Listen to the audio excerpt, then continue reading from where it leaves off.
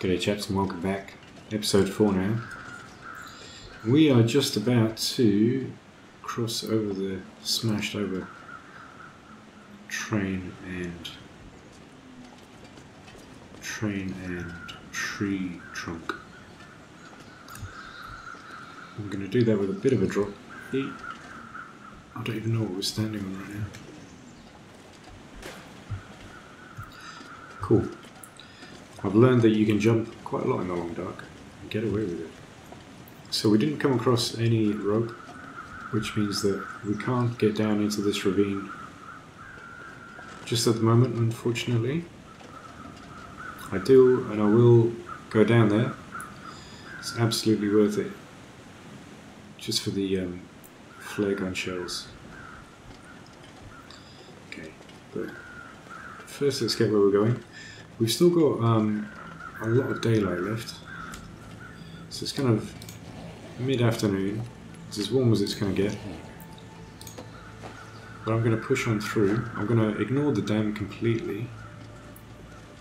I'm not going to worry about gathering food. I'm not going to worry about gathering pelts. I'm just going to keep moving. And we're going to get to the area where the bear lives. And then we're going to choose a base camp. So that dead deer, that meat, I'm just going to ignore it.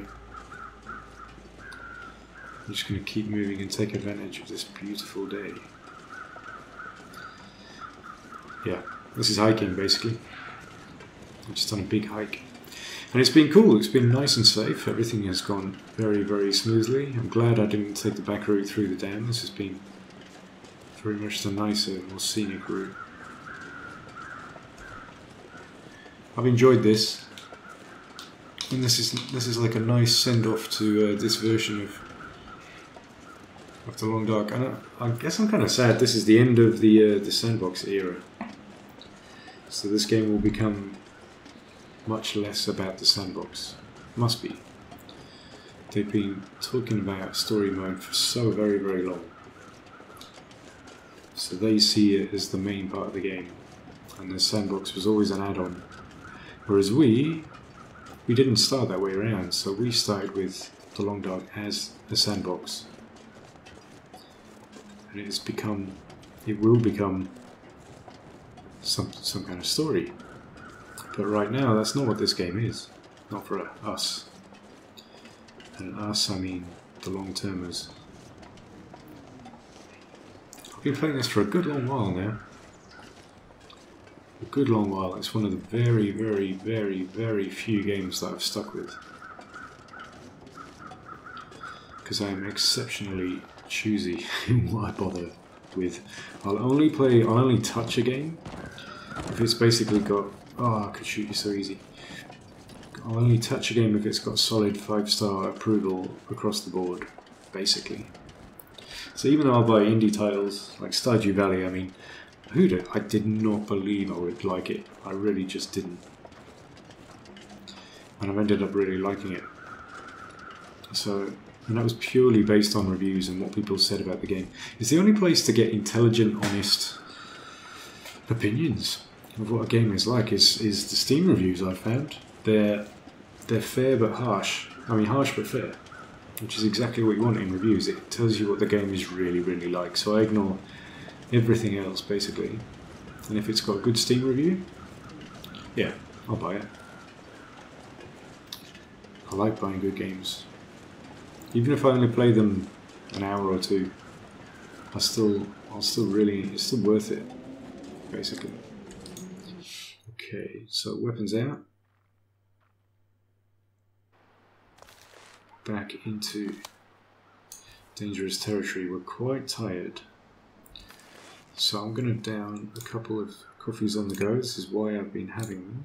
Why I've been holding them. It's for this energy boost. We want to do this now. That means we've got no thirst. We've got extra energy, and we can, in theory, we should be able to aim better. Which is going to be very important around this bit here. Actually, fuck it, I'm going to go for my third coffee. I want lots and lots of energy. Because we've got quite a few things to do. So that's got our energy almost up to top level. Aim is good now. Tempted to go for that last coffee also because we're going to hunt. So we're at full energy. I'm not going to play with wolves, so I'm just going to take it down. It's going to be in our way, so we just need to spot it. Where is she? I know there's a wolf that patrols here.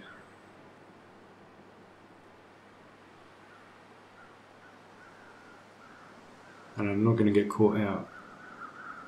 So there's a... looks like a carcass over there, deer.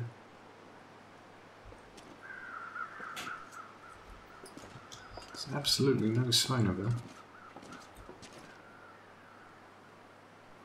Alright, I'll be safe if I stick to the edge. I'll be safe enough. We'll just follow it round.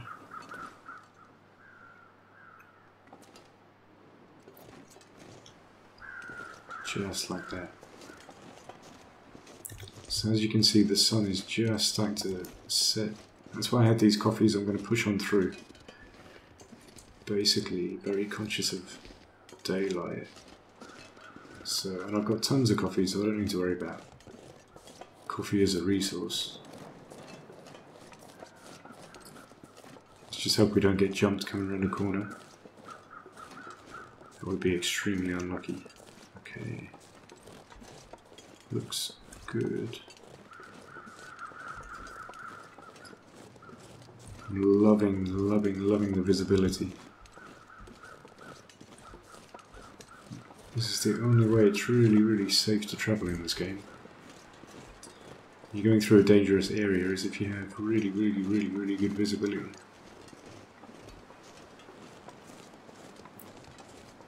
Okay, so there's a deer up ahead. That's a good sign.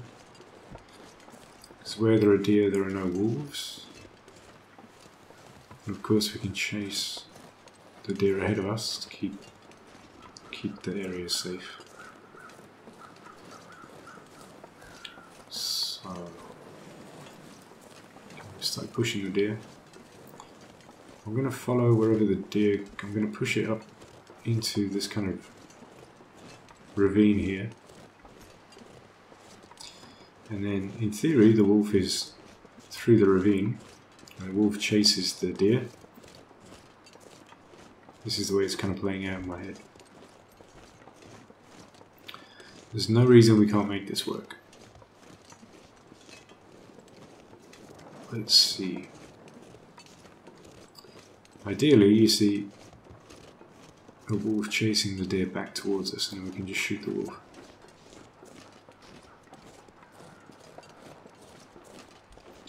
Let's see what happens.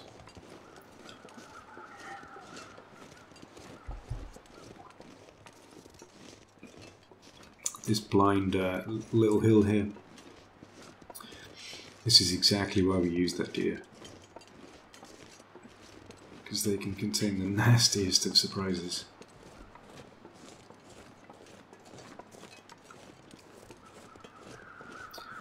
And this is really advanced level long dark tactics. This is how the game should be played. And I've just got this from Interloper. Basically. There's the wolf and he's picked up on the deer. There you go. It is working perfectly. Let's just watch. See? So there he is. Oh fuck, it's actually happening.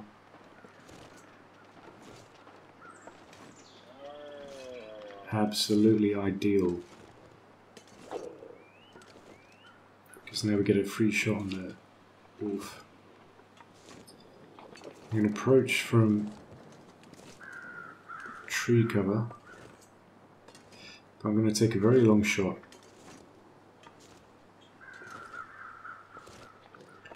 I'm not going to risk a charge because I can afford to line this up.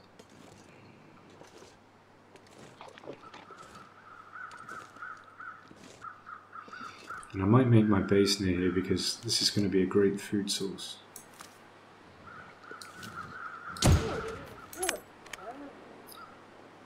A perfect shot.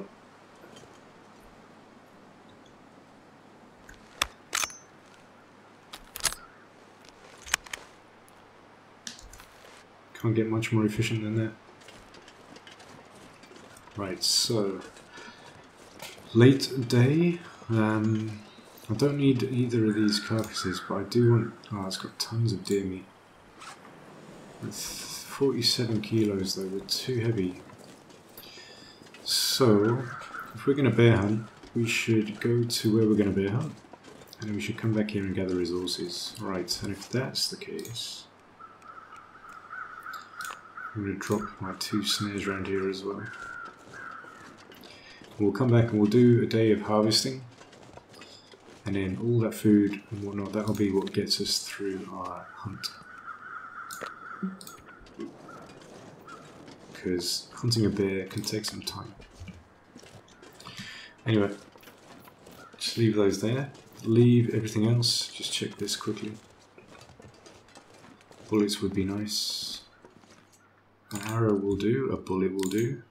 Thank you very much. MRE. Outstanding. Could end up being and painkillers. That was just perfect. Cool. So we'll come back. We'll take whatever meat we need and then we'll just carry on. Hopefully we've got some rabbit furs to... some pelts to repair my gloves. My gloves got hurt when that wolf attacked in episode 1, was it? 1 or 2.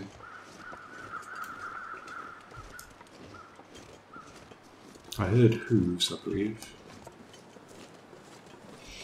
It's so nice to be able to just travel without having to stop to get resources. It makes such a big difference.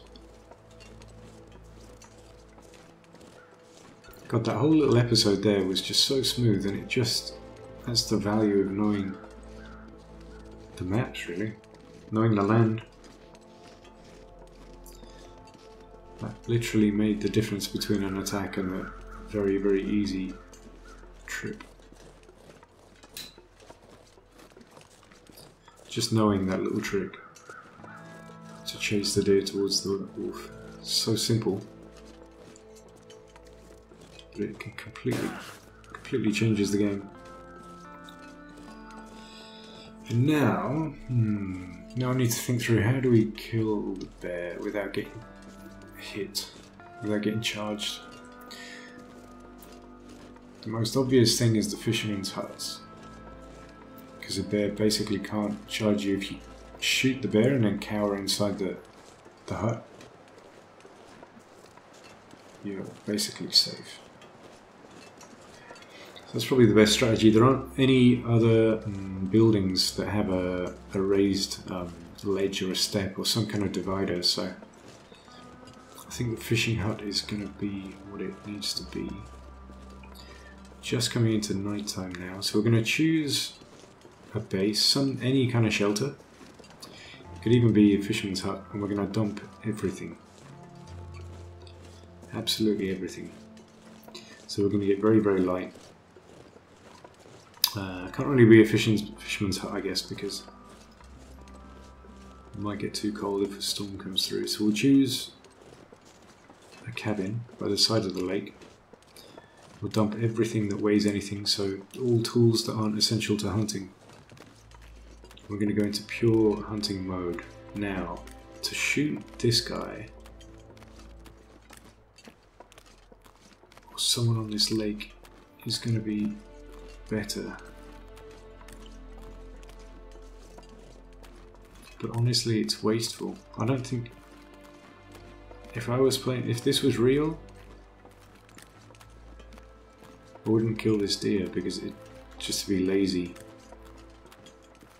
I'll use him to distract wolves for safety, but I wouldn't just kill him for meat. So let's do exactly that. Let's chase him into the path of where we're going to distract the wolves, exactly as we did last time. And then as soon as I've chased him, started running a bit, I'm going to head up the rocks to the left. I'm going to stick to the left anyway. So he goes off to the right there. If any wolf picks up on him, they'll follow. So I don't need to worry about my back anymore, and now I can just go choose a hut. I'm kind of wishing I didn't put those snares down now, because it's pretty far. If I see the bear now, by the way, I will take it on right now. I think our energy level is good. And I'm in the mood. We've come here specifically to hunt. And we will just dominate this area basically until we come across the bear, until he comes out, she comes out, whatever. We made it here just in time. Perfect. So I'm staying at the hut here. This is right in the middle of the bear's territory. A bear would see this as an immediate and direct threat and charge at the first opportunity. So we're taking on a fight straight up, and what we really need to be careful of is not entering even, but exiting the cabin in the morning.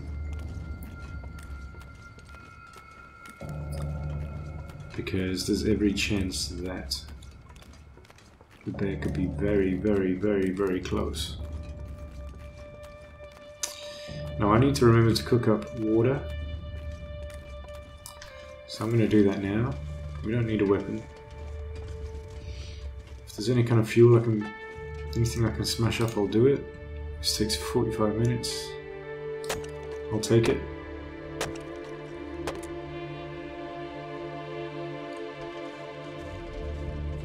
And again, we really don't need to worry about getting too cold.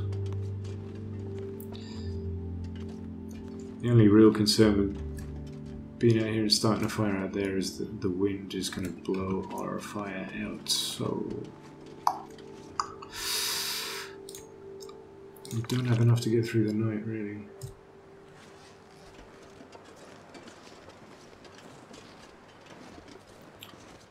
We'll start a fire and just hope the wind doesn't change.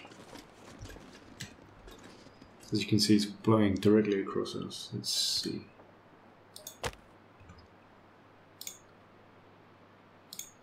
Use our matches. It's a beautiful, quiet night. 95% chance of success. Let's use the book. So we made it. Our trek across 3 regions. Very easy, very uneventful. It's exactly as you want a long sort of whole trek to be.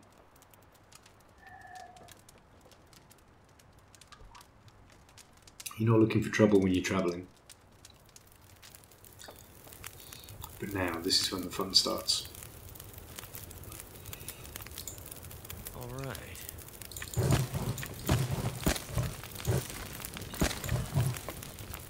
Let's see what kind of trouble we can get into. So, let's just check basic stats. Need to eat. We'll drink the rest of what we got. Okay, no food poisoning, that's good. And we've quenched our thirst, we've got tons of energy, so let's go for a ton of water. We could be here for some time, so let's go full amount.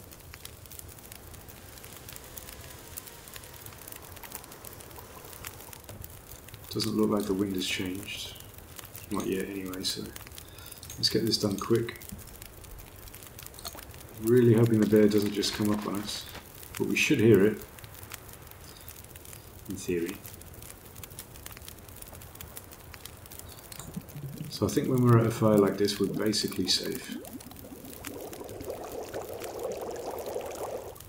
Alright, so weather is good. Let's just make sure there's no bear. No sign of anything. It's the middle of the night, but it's very, very peaceful. So I'm content to stay here. We have 5 litres of water. So we've got tons of water. Let's get 5 more coffees done. I reckon I'll stop it here. This is just basic maintenance. Cook up 5 more coffees.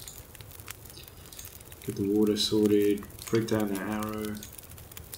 Organise my stuff. Prepare some clothes. All that shit. And then we'll start the next episode ready to hunt. Ciao for now.